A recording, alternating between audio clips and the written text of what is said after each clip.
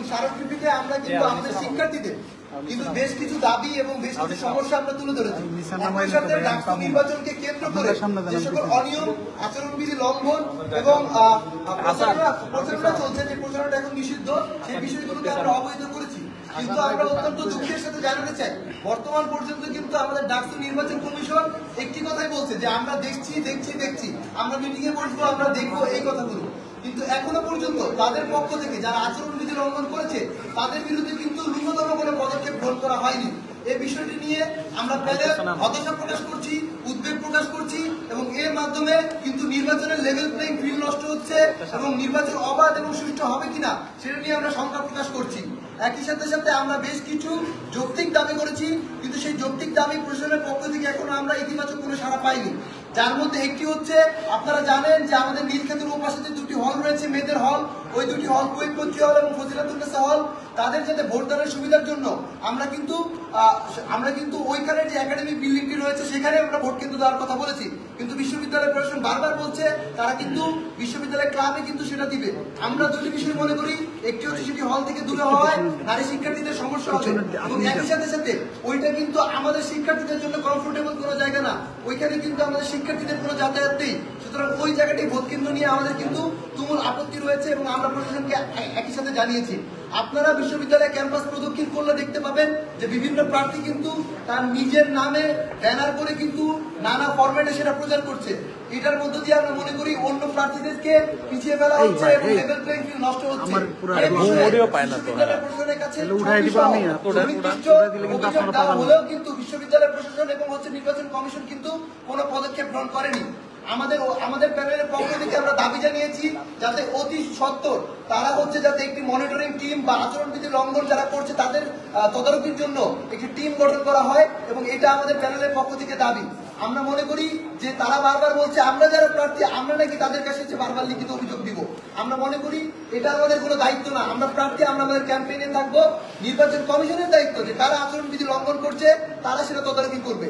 আমরা যদি এসে তাদেরকে এখানে লিখিত বারবার জমা দিতে হয় তাহলে আমরা নির্বাচন ক্যাম্পেইন করবো কিভাবে? এছাড়াও নারীদের বিষয়ে যে হ্যারাসমেন্ট, সেই বিষয়ে অনেকগুলো অভিযোগ রয়েছে। আমি নিঃস্বার্থ অনুরোধ করবো সেগুলো বলার জন্য। ভাই একটু দাঁড়াবো।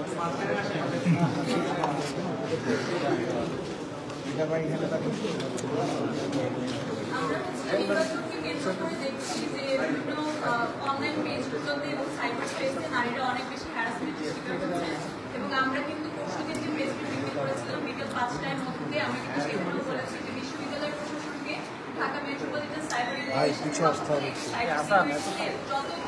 সম্ভব এটি তৈরি করতে হবে। এবং একই সাথে আমরা আরো কিছু কনসার্নিং বিষয় খেয়াল করেছি, সেটা হচ্ছে আমাদের ঢাকা বিশ্ববিদ্যালয়ে ভোটার তালিকাটি প্রকাশ করা হয়েছে, সেখানে কিন্তু সবার তথ্য উন্মুক্ত রয়েছে এবং যে কেউ চাইলে কিন্তু এই তথ্য ডাউনলোড করে নিতে পারছে। তো এখানে একটা নিরাপত্তা ঝুঁকি তৈরি হয়েছে এবং একই সাথে আমাদের যে সকল আপুরা অনেক বেশি পর্দা মেনটেন করে তারাও কিন্তু এই ব্যাপারটাতে আপত্তি জানিয়েছে এবং আমরা স্যারের সাথে কথা বলেছি। স্যার আমাদেরকে বলেছেন যে ওয়েবসাইটটি ওনারা আপাতত বন্ধ রেখেছেন এবং এই ওয়েবসাইটটিতে এখন কেউ ঢুকতে পারছে না বা ডাউনলোড করতে পারছে না তথ্যগুলো, কিন্তু এটা স্যার মাত্রই আমাদেরকে জানিয়েছেন এটা আমাদের একটা আবার চেক করতে হবে যে এটি আসলেই এমন কিনা। এবং আমরা ওনাদেরকে অনুরোধ করেছি যে যে সকল শিক্ষার্থী যাচ্ছে না ওনাদের তথ্য বা ওনাদের ছবি বাকিকে আসুক, ওনাদের তথ্যগুলো যাতে সরিয়ে নেওয়া হয় যত দ্রুত সপ্তম সময়ের মধ্যে সম্ভব। আরেকটা বিষয় আপনারা জানেন, সেটা হচ্ছে শেষ পয়েন্ট আমরা যোগ করি যে ঢাকা বিশ্ববিদ্যালয়ে কিন্তু প্রায় অর্ধেকের মতো শিক্ষার্থী অনাবাসিক। অনাবাসিক শিক্ষার্থীরা যাতায়াতের কাছে যে পরিবহন ব্যবহার করে সেই পরিবহনটা কিন্তু খুবই অপ্রতুল বা খুবই কম। তো নির্বাচনের দিন আমাদের প্যানেলের পক্ষ থেকে আমরা দাবি জানিয়েছি যাতে দ্বিগুণ বা তিনগুণ ট্রিপ সংখ্যা বৃদ্ধি করে অনাবাসিক শিক্ষার্থীদের ক্যাম্পাসে ভোট দিতে আসার এবং বাসায় নির্বিঘ্নে যাওয়ার সুযোগ করে দেওয়া হয়। আমাদের বিশ্ববিদ্যালয় প্রশাসন এবং আমাদের নির্বাচন কমিশন আশ্বস্ত করেছে তারা এই সুযোগটা করে দেবে। ভাই একটি বিষয় আমাদের নির্বাচন কমিশনকে আপনারা জানেন আমরা গত পরশুদিন সংবাদ সম্মেলন করে নির্বাচন কমিশনকে বলেছিলাম যে তারা একটি কাগজে হয়েছে তারা একটি শুধুমাত্র আশ্বাস কমিশনের পরিচয় এই নির্বাচন কমিশন আমাদের যে কোনো কার্যকরী পদক্ষেপ না নিয়ে মাঠে আমরা এরকম নির্বাচন কমিশনের নামে কোনো আস্থা কমিশন চাই না। আমরা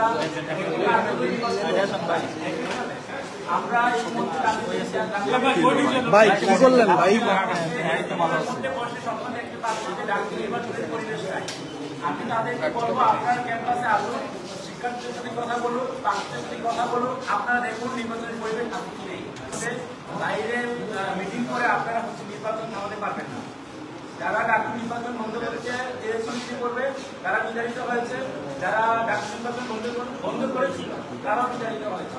তো আমরা চাইবো যে কোনো সবকিছু হচ্ছে ডাক্তার নির্বাচন বন্ধ করতে চাই, তারাও বিতাড়িত হবে এবং ঢাকা বিশ্ববিদ্যালয়ের শিক্ষার্থীরা ডাক্তার নির্বাচন বন্ধ করতে দিবে না।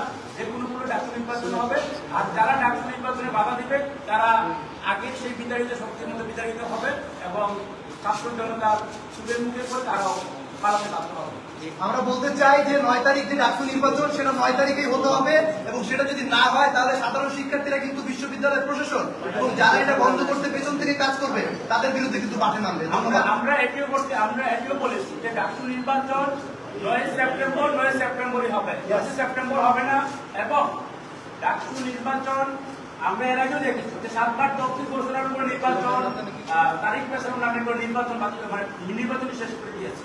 তো আমরা চাবো যে 9 তারিখে নির্বাচন 9 তারিখেই হবে। সেক্ষেত্রে আমরা মিডিয়ার বন্ধুদের সহযোগিতা কামনা করছি, তাদের সরকার দৃষ্টি আকর্ষণ করছি এবং সরকারের সহযোগিতা কামনা করছি। এবং আমাদের প্যানেলের পক্ষ থেকে জানানো হয়েছে মানে অল্প কিছু মিডিয়া কর্মী যারা হলের রিডিং রুম বা অন্যান্য স্পেসে হচ্ছে ক্যামেরা নিয়ে যাচ্ছেন, আপনারা এই বিষয়টা একটু সেন্সিটিভ ওয়াইজ দেখবেন এবং এই বিষয়গুলো যাতে কোনো ধরনের তাদের বিব্রতকর পরিস্থিতি না সৃষ্টি হয় এটা আমরা জানাচ্ছি সবাইকে। ধন্যবাদ। একটি বিষয় সেটি হচ্ছে আপনাদের সদস্য অমিত হাসান এবং আজকে আপনাদেরকে নারী মুক্ত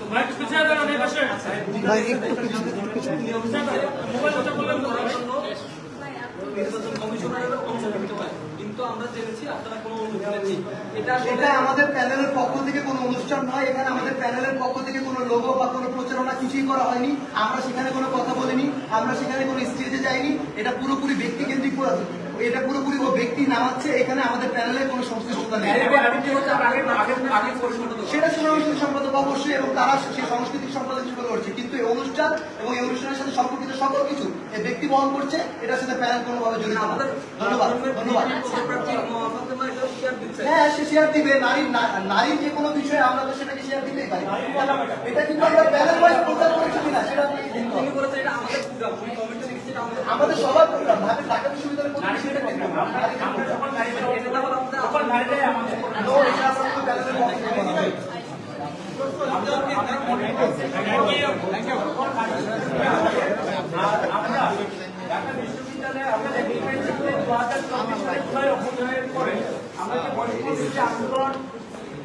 আন্দোলনের কথা বলি, এই বৈষম্য আন্দোলনের পরেও আমাদের নারী শিক্ষার্থীরা বৈষম্যমুক্ত হয়নি, তারা বঞ্চনামুক্ত হয়নি। বরং এই বৈষম্য আন্দোলনের পরে অনেক নারী শিক্ষার্থীরা বিভিন্ন ধরনের হুমকি, বিভিন্ন ধরনের বাধা সম্মুখীন হয়েছে, বিভিন্ন ধরনের হয়রানির সম্মুখীন হয়েছে, অনেকের বুলিংয়ের শিকার হয়েছে। আমরা শিক্ষার্থীর কাছ থেকে আমরা নিজেরা জানার কোনো সুযোগ নেই। নারীরা করেছে, তারা শিক্ষার্থীর কাছ থেকে জানতে মানে তারা এগুলো শুনবে। আর এখানে আপনারা সবাই এখানে যেতে পারবেন, আপনি যেতে পারবেন, আমাদের বিরোধী প্যানেলের কাছে কেউ যেতে পারবেন।